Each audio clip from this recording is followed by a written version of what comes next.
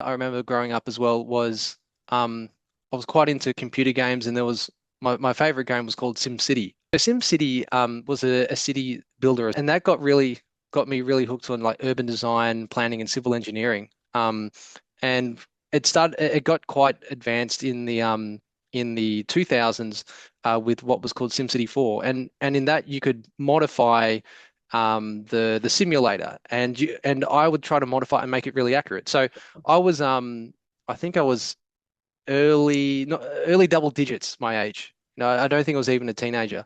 But I remember looking up the standards in Australia for rail tracks and road grades, modified the software so that it would have those limitations, so it wouldn't be too steep.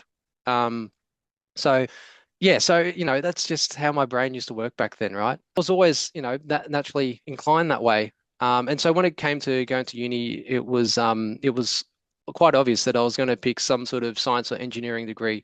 I decided engineering because I thought that would be most practical. It would give me the best job prospects, and civil engineering was, yeah, a pretty good place to start. I think I'll go back to some early memories. One of the biggest influence for me has been my dad.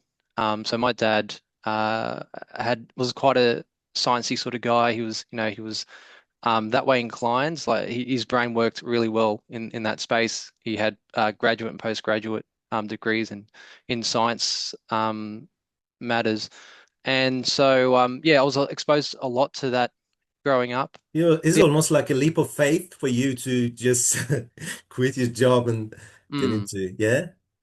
yeah, it is. Yeah, it takes a lot of courage, and obviously, yeah, you've got that courage as well, and yeah, it takes a lot of belief, and I think belief takes time. Oh, for me, it took quite a bit of time to do that. It took obviously lots of different experiences, lots of jobs, broadening that skill set, and yeah, getting to the point where I felt ready.